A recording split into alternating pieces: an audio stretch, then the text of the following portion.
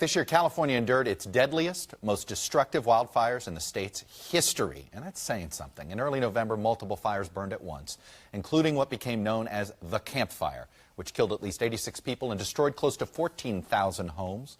The man who has led the state of California for a combined 16 years as governor is outgoing Governor Jerry Brown. He's been a champion of environmental causes and has been outspoken on this issue since his first term in the 1970s. And this morning, Governor Brown is at the state's Office of Emergency Services outside of Sacramento, where the state's emergency management personnel oversee disaster preparedness, response, relief, and recovery, which means it's a 24-hour operation, sadly, all the time these days. Governor Brown, welcome back to Meet the Press, sir. Great. Good to be here. So, look, you don't say that... The first time I was here... Yeah. I was just going to say, the first time I was on the show was, I think, 1975, so... Well, here we are. We do have a long history. The word wildfire is not in print anymore without the word California in front of it, it feels like these days. You have seen your share of wildfire seasons. You have seen your share of natural disasters. Try to put into context what you're experiencing this year and why it's bigger than just a wildfire issue this time. Well, it's bigger because the fire season, instead of being a few months around the summer, a little bit in the fall, is year-long. And we saw that with the fires both in the north and the southern part of the state at the same time. That hasn't happened before. Usually one would burn, then it would stop, and then the southern part of the state would burn with the Santa Ana winds. So it's new, and it leads not just to fires, it leads to mudslides. And then, of course, you're going to see with the heavy storms and rains, as the snows melt faster or the rain or don't come at all, we're going to find a lot of inundation of a good part of the state. So we see it. We see it in the fear in people's eyes as they fled, right. Many elderly who died. This is real. It's dangerous. And we got to wake up the country, wake up the world, and we got to start with the man in the White House who want to get off his business that it just requires raking leaves in the bottom of the forest there. Really crazy idea. I was just going to say, he came out and toured. Frankly, it was after that weird comment he made about raking. And you seemed to, did you feel like you made any progress in convincing him this is not something that's distinctive or unique to now. This is a larger issue with the climate? No, I don't think I did. I do appreciate that he came, that the president has made funding available under the emergency acts of Congress. So that's all good. But I would say he is very convinced of his position, and his position is that there's nothing abnormal about the fires in California, or the rising sea level, or all the other incidents of climate change. You've both been a mayor and a governor. You've had to see people become temporary refugees from their home.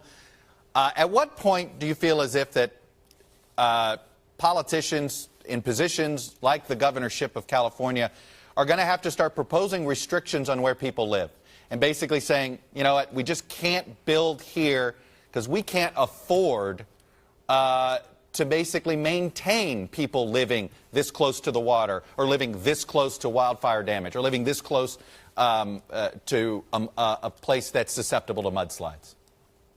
Well, look, now we got to keep making. We have to make those proposals now, but we already have restrictions. People want to go build housing in floodplains. California prevents that, but the zone of danger from fire and a flood is far bigger, much bigger. So the politics of that will unfold slowly.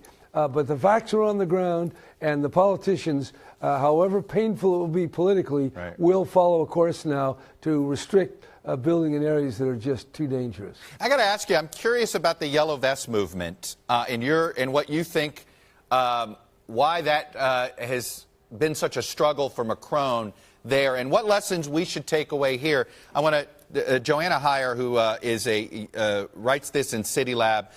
She is a UC Davis I think, postgraduate student. She writes this: if everyone in the state, talking about California, if everyone in the state had equal access to quality public transportation, the gas tax would be a fair incentive to motivate people to ditch their cars. As it is, it punishes people for not having access to transit options that meet their needs. It seems to me the Yellow Vest movement in France, that's the disconnect there. You won your gas tax fight, but rural Californians didn't like it. No, they don't. They don't like a lot of things. They voted against housing bonds. They voted for the Republican Cox, who didn't even make 40%. So there's the same divide in California as in America. The red is different than the blue, and it's associated definitely with rural areas. But I would say in terms of what happened in France, I believe the president cut back on taxes for the very wealthy. At the same time, he imposed what is essentially a sales tax on working and poor people. So that was very different than our own gas tax, when we taxed the wealthy very substantially, and then we went to the state and said, stick and reaffirm this gas tax, and they did by over 13 points. It's incredible. So people are ready to build if they believe that the money will be spent right, and they understand it's helping their community. So yes, we need more rapid transit. We need trains. Yeah. We need more efficient cars. We need all of that, and that's why this climate change is not just adapting, it's inventing new technology. It's instead of complaining about the Chinese putting all their money into batteries and artificial intelligence and new kind of cars, we have to put more money in America. So instead of worrying about tariffs, I like to see the president and the Congress invest tens of billions in renewable energy, in more efficient batteries to get us off fossil fuel as quickly as we can. And I would point to the fact that it took Roosevelt many, many years to get America willing to go into World War II and fight the Nazis. Well, we have an enemy, though different, but perhaps very much devastating in a similar way, and we got to fight climate change, and the president's got to lead on that. I want to get you to respond to something that was written in the LA Times earlier this month by Jacques Leslie, and it goes this way. In recent years, the state has suffered an array of environmental woes, to varying degrees climate-related. The catastrophic fires, drought, heat waves, encroaching sea levels, dwindling fish stocks, toxic air quality, to name just a few. Jerry Brown's climate efforts have been profoundly important. It's a measure of the breadth of the environmental crisis that they haven't been nearly enough. And it was very both complimentary, and at the same time it wasn't enough. Is that how you feel as you leave the governorship? You've done everything you can and you feel like it still wasn't enough, or is there more you could have done? No, not enough. Not even close. And not close in California, and we're doing more than anybody else, and not close in America or the rest of the world. Look, we've got to get those zero-emission cars on the road. We have to figure out new ways of making cement. We got to clean up our ships, which are creating more pollution than California and Texas put together. The technology, the investment, the lifestyle changes, the land use changes. This is a revolutionary threat, and we've got to get off this idea it's the economy, stupid. No, it's the environment, it's the ecology that we have to get on the side of, and we only do that with wisdom, with investment, and widespread collaboration and working together. So that's a good criticism. Some of his ideas I thought were not as important as the ones we're trying to push. But I knew it was going to bring out that final answer, and I think it was about as good of a summary of what needs to be done as anybody could have put together. Governor Jerry Brown, as you pointed out, you've been coming on Meet the Press since 1975. I hope this is not your last appearance, sir. I look forward to it again. Okay, I hope not either. All right. Hey, NBC News fans, thanks for checking out our YouTube channel. Subscribe by clicking on that button down here, and then click on any of the videos over here to watch the latest interviews, show highlights, and digital exclusives.